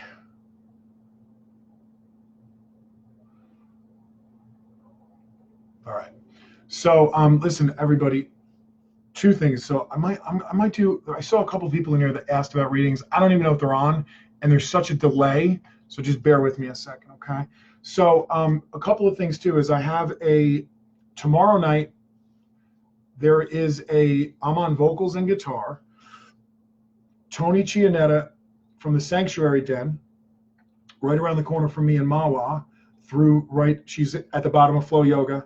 We're doing this thing in Nanuet at Harley Davidson tomorrow night at 7 o'clock. It's $20. It's beginner yoga or relaxed yoga. Even if you're advanced, Tony's awesome. You know, it's yoga with some vocals and guitar I'm going to be doing in the background. It's not going to be a rock show. It'll be nice and mellow and chill. It'll be really, really chill vibes. And then there's a sound bath after. It's $20. If you're into something different, check it out. It's a private, enclosed space. You're not going to be like in the dealership on the floor. You know, it's really a cool event tomorrow. And also at my center, at the Cali Center in Ramsey, New Jersey, on the 27th, which is Saturday, Maria Salvatore is teaching a vision board workshop on how to manifest things and get clarity. It's really, really cool stuff. If you're interested in that, go to my website, drewcali.com, go to the events page, and you'll see her event on that for July 27th. She's awesome. I think there's only a few seats left. If you're interested in that, it's really cool. Supplies are provided. Just a couple other things. I'm going to be up in Saratoga again September 1st. November 9th is a workshop in Saratoga at the Inn at Saratoga. If you're interested, come. It's going to be a full day, a lot of fun, and we're going to cover a lot of different stuff, do exercises, colors, cards, mini readings, meditations, meeting spirit guides, cool conversations, a lot of fun and upbeat. In September, I'm teaching a Reiki class down here, 1 and 2 in Ramsey, New Jersey. So if you're interested in getting involved in that, I'm doing a free healing night again, but you have to be part of my newsletter to be invited. So if you want to be part of my newsletter, email me or email Emily. And in that subject, just put, I want to be on your newsletter, or just go to the website and it says in the loop and just sign up, because you're going to get it through the newsletter. We'll tell you when the free Reiki night is. And it's a free Reiki meditation and messages night. So I do messages and things like that. It's a lot of fun. And there's 4 tables set up, maybe 3 or this time. But you'll go and you get free 15, 20 minutes of healing. You get guided meditation. So it's just a really cool experience. And it's a small group kind of atmosphere. What else do I have going on? August 17th, Past Lives with Catherine Capuana. August 17th at the Cali Center in Ramsey. It's a Saturday morning, or no, it's a Saturday evening, actually. It's August 17th. It's awesome. I didn't even believe in that stuff until she took me into a few of them. There's no way. I will never forget looking down, and I was like waiting for my night boots and my sword to appear, and I had like women's feet.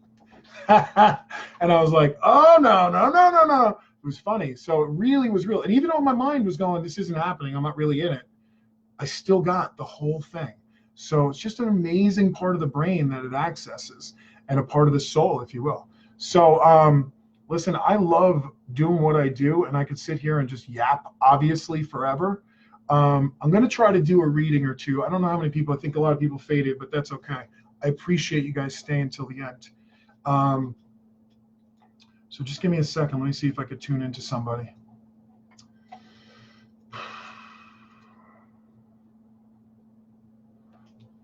Let's see.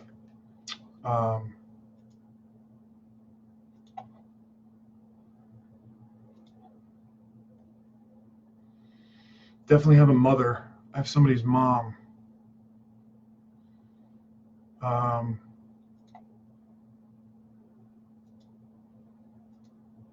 But this, so I'm not even, this is so hard to do it this way because I have to look at the scrolling on the right. I have two different people, so just give me a sec. So I'm going to try to separate this. One more time. Tomorrow night, 7 o'clock, July 25th, Nanuet, New York, Harley Davidson. Go to sanctuaryden.com or find Tony on social media, or go to or just email me and I'll send you the link. It's $20. I'll be on vocals and guitar, real mellow in the background. It's kind of beginner's yoga, really cool meditation, sound bath.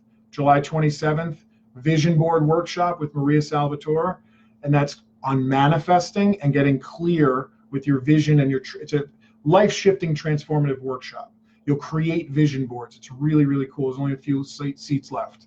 You can find that on drewcali.com on the events page. There's a past life regression August 17th with Catherine Capuana. I'm teaching Reiki in September, Reiki 1 and 2. And again, November 9th, there's a psychic self workshop up in Saratoga. And then on the 10th, we're going to do another spirit gallery. And if you're interested in a mentorship or coaching or consults for developing intuition and things like that, especially healers. I love working with healers because it's usually there and you're kind of using it, but you just don't really push on it. So if you're interested, definitely send me an email and we can see if something will work. I'm also open to holding an online class as often as I can. Okay, so let's see what happens here. So I definitely have a mother. I need to go, but this is like either fluid in the heart or like heart attack.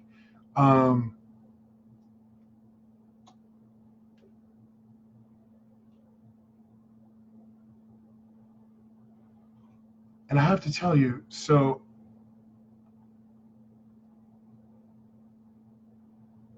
I get such a kick out of some of these comments. I don't even know if somebody's going to be here for this, but so you would have to understand the Kara or the Kathy either is mom or connected to mom. But this is a mom, and there's definitely like heart failure or fluid in the heart or heart attack. I just feel like my heart gives. And I don't know if there's complications and like she actually died on a table, on a surgery table. I thought I had two people, so I don't want to screw this up. But does anyone understand this? Mom passed, and there's a Karen or a Kathy name connected to her, and it would be of the heart.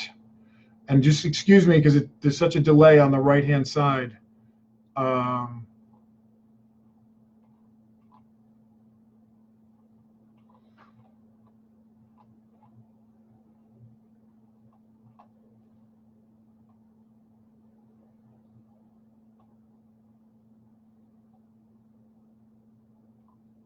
can't see. So if you're going to type your comment, Stacy, okay, and there's Kim. So just do me a favor, just put it in all caps. Otherwise, I'll miss it. Just give me the yes, no, I'm not sure. If you need to give me a little bit, give me a little bit. Okay, so I'm not really sure which one of you, but so, and also I know that she keeps talking about she had a very good connection with your son. Your son. That's what I feel like. So can you validate that? Stacy, Karen. Okay. Is that your mom's name? Who's the Karen? If you can specify that, please. Or how is it connected to your mom? Sorry for the delay. I don't know why it's like that.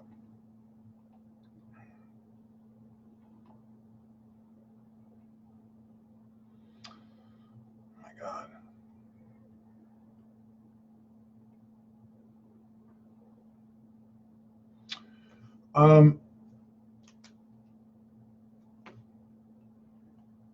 Cindy, I'm curious because you're saying your mom died of internal bleeding from chemo in the ER.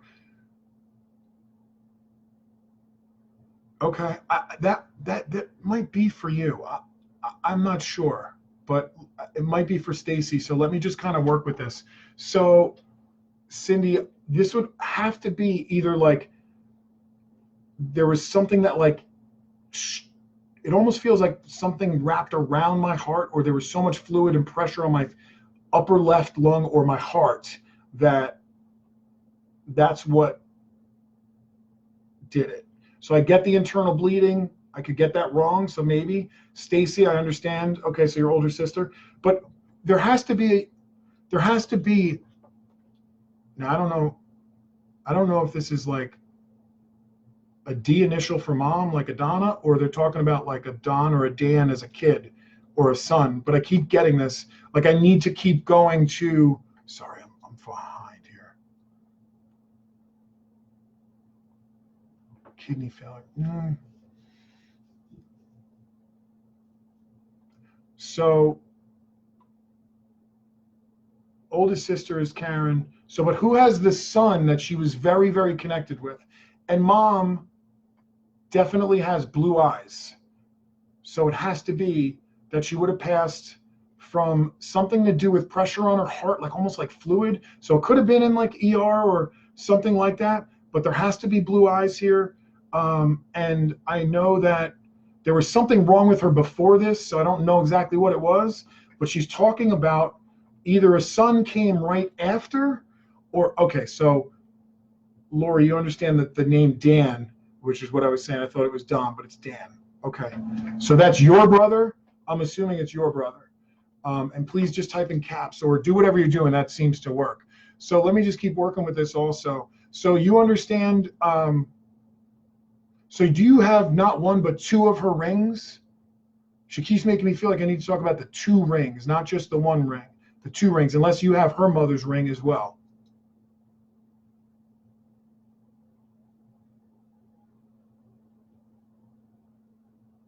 Sorry, I hate waiting. Lori, Dan was there, yes.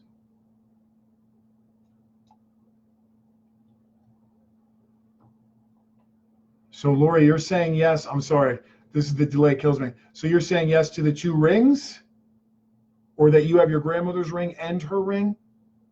Because she keeps showing me the two rings. It has to be. You have her engagement ring and her wedding ring. Perfect. Thank you so much. So I know that your mom, so also, and so I just want to go back and make sure that I have all this right. So she definitely was like in a hospital or in a hospital bed. There was fluid around the chest, like, or something's not right. But I feel like I'm on my side, like people are trying to do things to resuscitate her. And it was either a surgery or some sort of other procedure that she went in for. It wasn't like because of this. And then I feel like she keeps talking about the two rings and this younger male, but it's like the Dan or the Don, and you said the Dan, and that's your brother. Also, let me just say here. So sorry, I have to keep going down here. So hers and dad's in the bed. Okay. Also, so Stacy, stay with me. I know this is really hard, guys, because the feed is like half a minute behind. Okay. So do you also understand, Lori, the January connection, or Stacy? I just keep feeling like I need to talk about either somebody passed or it's a birthday, like the beginning of January or right after the holidays.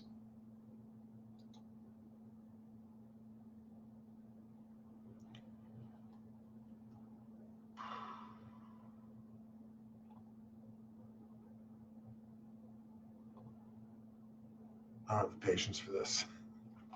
Not you guys, just I still, like, my thing hasn't moved. So be patient with me because I want to be able to keep connecting with you, okay? So Stacy, stay with me, but I do feel like, I don't know why, other brother Ken, January birthday. Okay, fine. Oh, got it. I don't know what the disabled is. He was a world. Oh, got it. So Stacy, stay with me. It's interesting that they have both. So also, so this, okay, two things. I keep hearing that your father is on the other side. Lori, is that correct? Your father is with mom?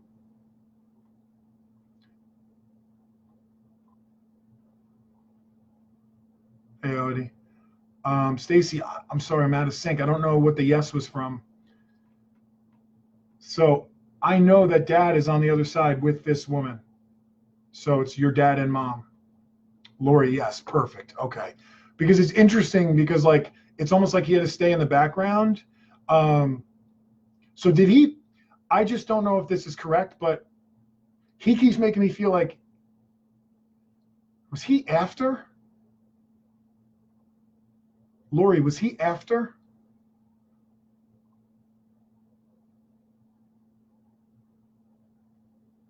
Sorry for the delay, guys. So again, I know your mom passed with this weird thing. Talked about your brother Dan. I know you have the other brother where it's the January connection. I know that her husband, your father, is there with them. So he died before. Interesting. Okay, that's fine. And Stacy, your dad is here. Okay, so I'm definitely with Lori. Thanks for staying with me, Stacy. And assume that it was a postcard from mom. But Lori, I have to say, so it's interesting because it's almost like he keeps making me feel like, I don't know if it's her. It's almost like, I don't know if he had a heart attack or whatever, but it's like someone keeps talking about like I died of a broken heart. Eventually this was going to happen. So I don't know why I have to say that, but that's just the way I need to give it. And also, do you also know, Lori, that there's a, there has to have been a cat that you had when you were younger that's on the other side with dad or with mom. I just have this cat I know that there's a cat here on the other side. Can you let me know if this is true or not? This would have been like either that or you just got a cat, but I just keep feeling like I need to reference this, that there's this cat or kitten here. Kitcha? Is that the name? I don't know what that means. I'll assume that's a yes. Kitcha. Okay. I'm behind, sorry. Lori, yes. Okay, perfect. So also, so do you understand like the Madeline or something, like the Maddie or Madeline? This would, I don't know if it's mom or grandmother or what, but I keep getting this like Maddie or Mary, Madeline. Yes, you understand that. Perfect. So also, I don't know if it's, I know she had two boys, but do you also have two boys? I have to talk about the two boys here for a minute, so I just want to make sure which generation I'm in.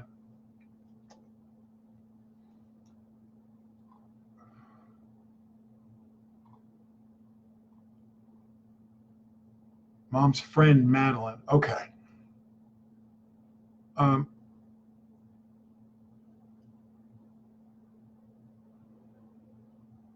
Stacy, I hear you. Yeah, it does. Maybe I have both. So thanks.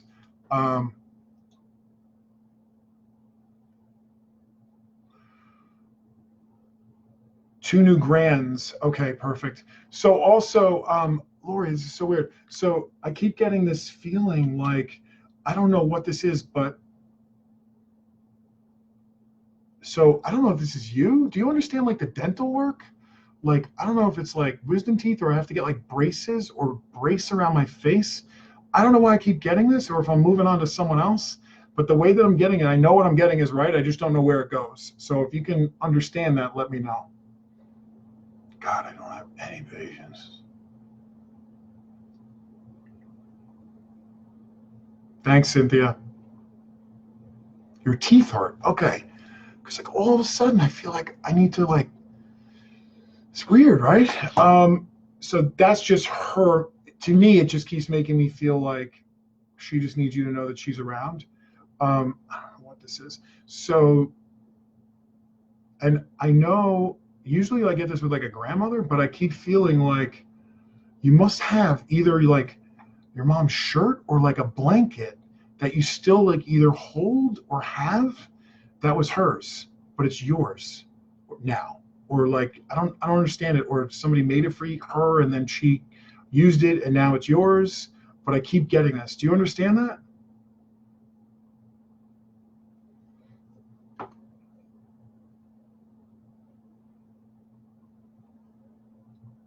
This is painfully slow.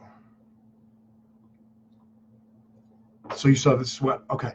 So I just need you to know she keeps giving me this. So is this only like within the last couple of years or quite recent? That's how it feels to me. It feels like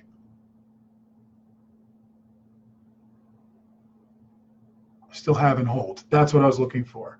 Okay. So thank you. I'm sorry I get frustrated. I don't mean to do all this side chatter. So it's interesting too because your dad keeps showing me that he is, I don't know, it's interesting with him. It's like he's this very steady guy, meaning like his energy to me feels like he's never left you. He's always been there. And it's really interesting because like the connection they have, it's like, it's not like what I normally get. And he keeps making me feel like he just wanted you to know that the purpose of him coming here wasn't just for her, it was for you guys. It was a big, big deal. A big deal. Okay. So also, so I don't know if he smoked and there were some issues, but like I also know that there has to have been alcoholism in the family. Is that true, Lori? And this goes up like, I guess it's dad's side or it's mother's father's side, but I need to go up that one of those sides.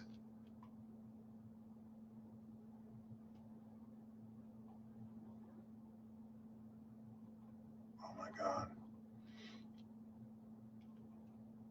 They have to figure out a way to make this faster. Did I lose you? Stay with me, Lori. Sound died. Oh, that's too bad. All right. All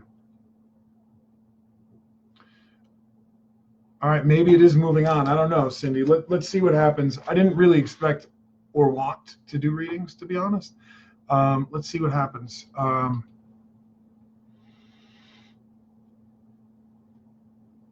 Okay. So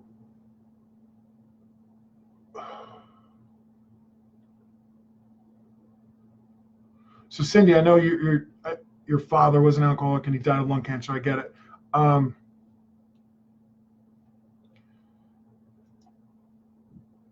But do you understand that? Hang on, let me just write this.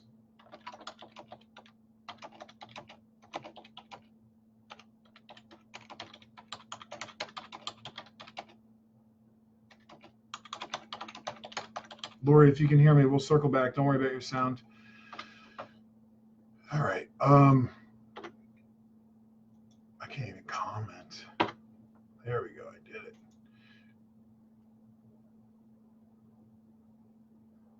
Oh, that's your dad for certain. Yeah. So I don't know, Cindy. I just don't want to like make this somebody that it's not.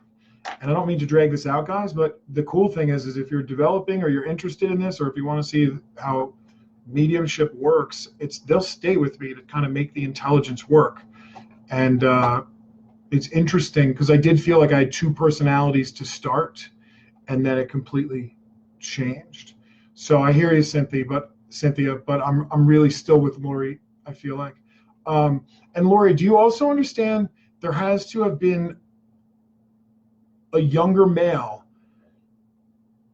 and there was an overdose, and I feel like it would be on mom's side. I usually don't get which side, it doesn't matter.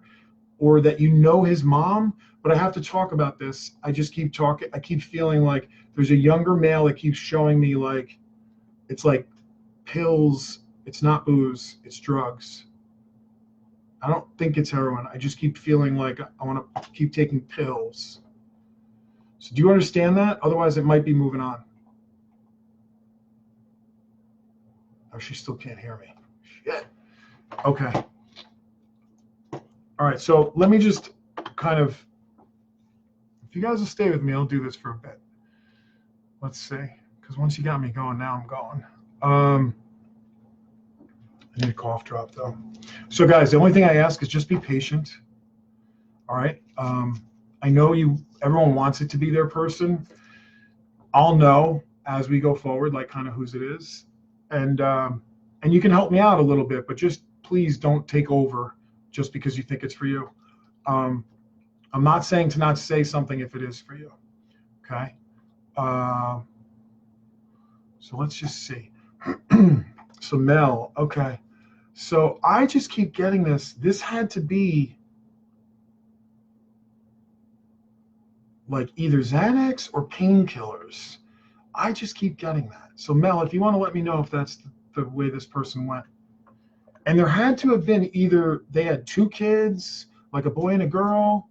And I know there's an M initial here. I want to say it's like a Maria or a like Mattia, but there's like something connected to him or his daughters. Can you help me out with this?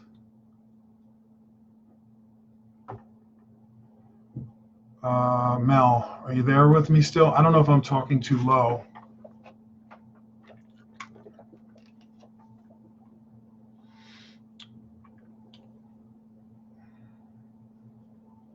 Hey, Sarah. Hey, Maribel. There we go. All right, we honestly aren't sure, but he did have a son. No. No. The person that I have, so everyone just kind of hear me out. And Mel, I might be a little bit wrong. He might be showing me like the son and then his significant other, but just let me kind of work with this a little bit. So I feel like this person wouldn't have been older than their young 30s, and I wouldn't put him past that. So I just feel like also that it's like this is a really good guy. I want to say that he's successful, but I feel like he would take things like he would take all sorts of prescription drugs for a long period of time. And even though that he dabbled with like coke and drinking and partying hard for certain periods of time, I feel like he kind of got his shit together. And he's just making me feel like actually things were pretty good. And it's like he just didn't make it, like he passed. And it's weird. It's like it's not on purpose. It's almost like his tolerance was so high. But I feel like he was drinking too. Like there was just stuff mixed. Can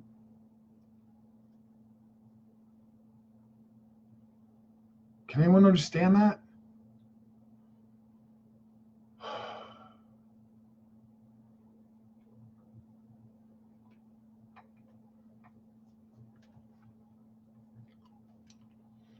It's 40. So I'm seeing the comments up to where Mel, you're saying he was in his 40s. I haven't seen anything after that. So Cynthia's saying, Mark, yeah, but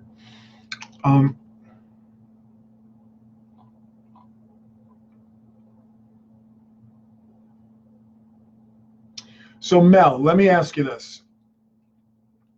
He has a daughter? Yes. He told me he had told him he was doing well. Okay.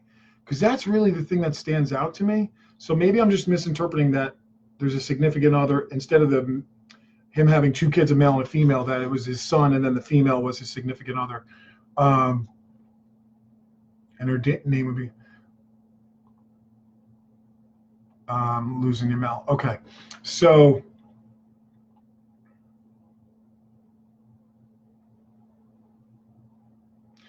I gotta say too, like this is like a weird thing. Like it was like he didn't wake up, or he was found like in his basement on the couch, or in his living room on a couch, or he just didn't wake up. It wasn't like, I don't feel like he was somewhere else at a big party and then, was like doing all sorts of stuff he shouldn't be doing. I just feel like he just took a lot of stuff. He might have been coming from somewhere, but he was in Ohio.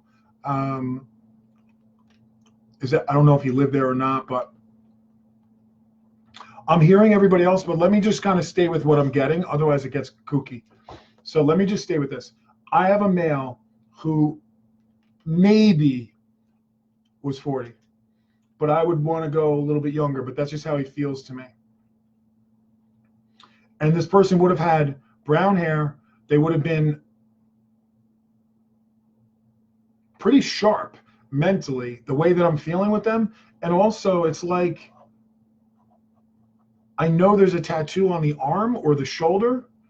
And I know that he had to have had blue or green eyes. I keep getting this like blue-green flash of eyes. And I know that he took his work very seriously, but it's just weird. It's like, I feel like, I don't know what this is about these issues with dad and upbringing, and like things were good for him, but it's like he was kind of getting high, or he was trying to feel good, and he passed. So Chris, okay. But Chris, what's the connection to you? I missed you. Sorry, this feed drives me crazy.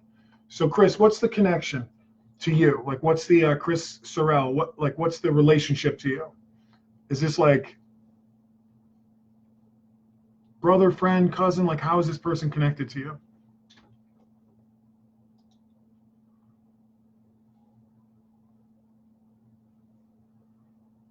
Oh, you guys are connected. Oh, that's so weird. Okay, sorry, I thought you were two different. That's funny. So do me a favor, just type in caps. So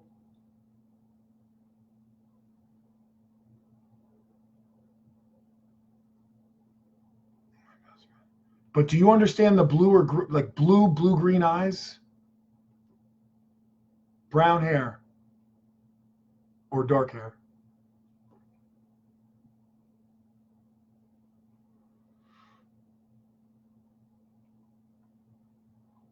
Maybe.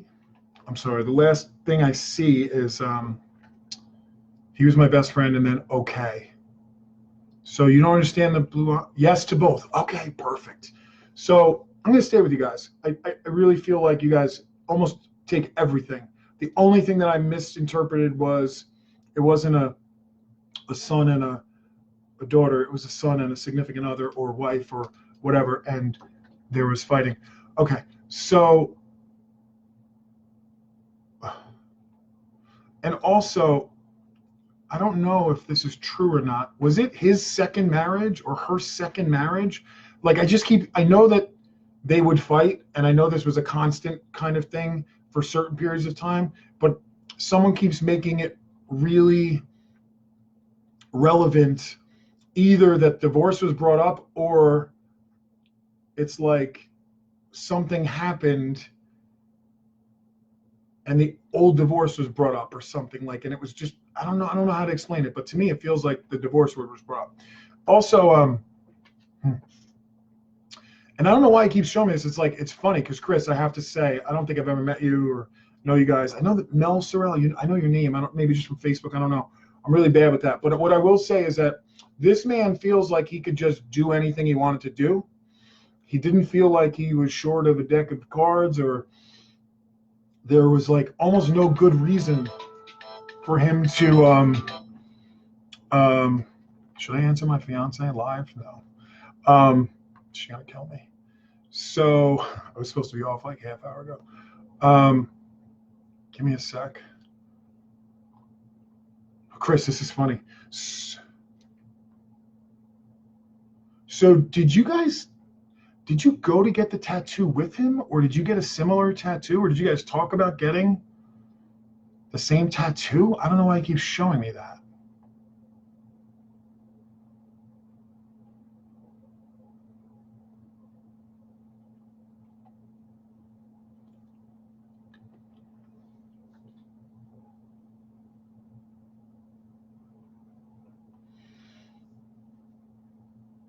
These delays, man.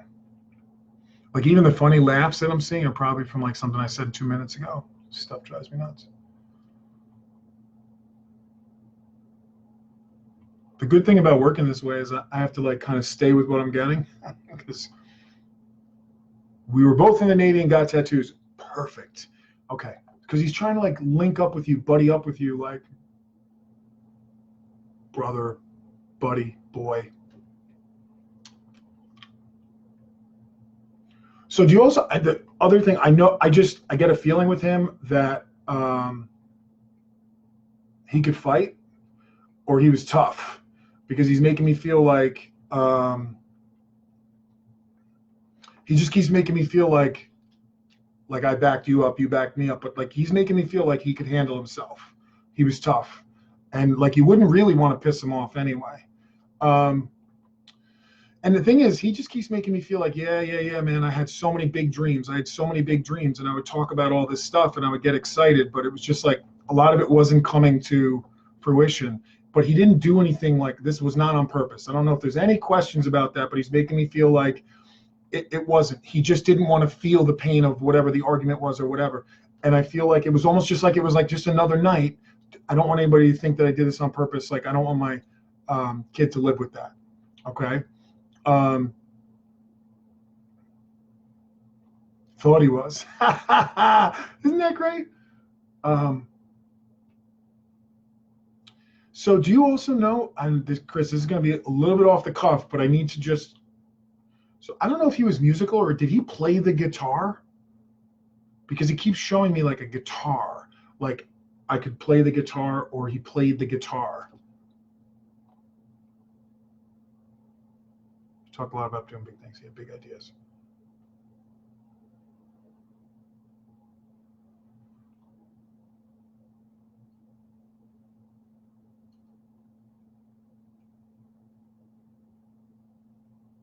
Sorry, I'm just waiting.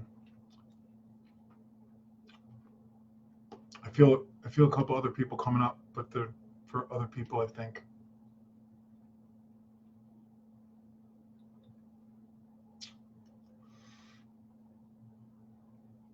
Guitar Hero. I honestly maybe, but like he's making me feel like I don't know. Either he kicked your ass in Guitar Hero, or like he thought it was like the coolest thing ever when he was playing. Because I just feel like in some ways, like he felt like he was a rock star, and like I don't know how to explain it, but he just keeps giving me that. I got to tell you. But these big things, like these stories about, hey, I'm going to do this, I'm going to do that, I'm going to get a boat, I'm going to do, like, he's just making me feel like. But I know work was really important to him too. And he was pretty good at what he did, whatever it was. I feel like it was technical, or you had to have certain training on for what he did. Is the way he's making me feel. But Chris, the one thing I want to say to you for him is just he keeps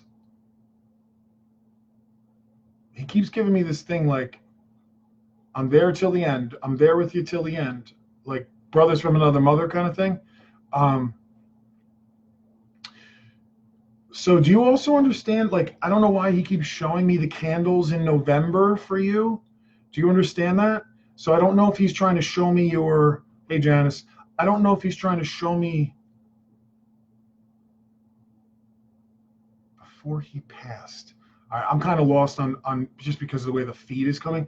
So do you just remember, I just keep getting November, and it's like candles. So either somebody's birthday just, had passed, it's coming up, or when he passed, or whatever it is. I don't know why he keeps showing me this over and over, and I don't understand the way that I'm getting it. And the big thing for me is I keep seeing candles in November. So just remember I said that. Maybe that's like an anniversary, maybe it's somebody's born, maybe it's his son's birthday. I don't know, but just remember I said that. And I just feel like, Chris, maybe this isn't like your thing, and maybe that's why he came through to Mel in order to get you on here, so that somewhere down the line this is going to come up for somebody where you're going to be able to be like, actually, he did come through. Because I don't feel like this would be something where you'd go around doing this and trying to do this.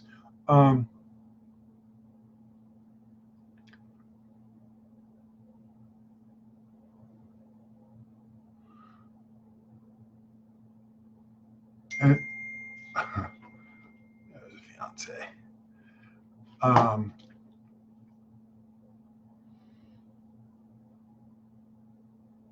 big thing I keep getting from him is he just wants her to know that he's sorry. He doesn't want her, this other person, and I don't know why, but I keep getting this M initial.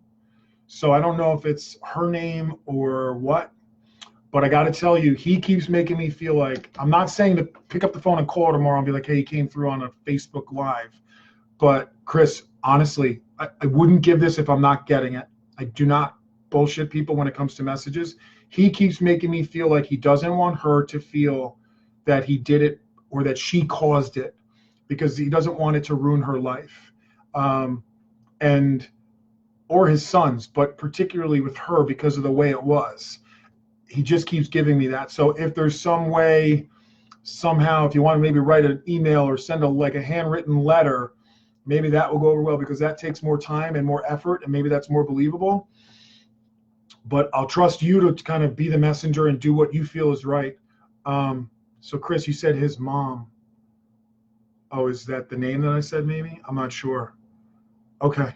So just know that he just doesn't want to be that stain. He just can't believe that it went this way, and that like at his own hand, even if it wasn't on purpose, his own recklessness and his own problems for not dealing with stuff, because he's making me feel like he always drank a lot, but then he changed over to like these pills. So, or whatever it was, I don't know, but I feel like my heart just imploded.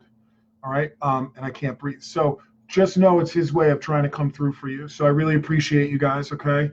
And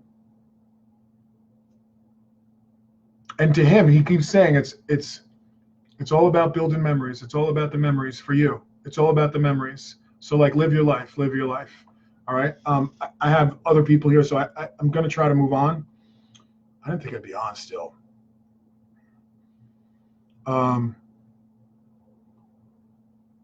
Thank you guys. Let's see what else.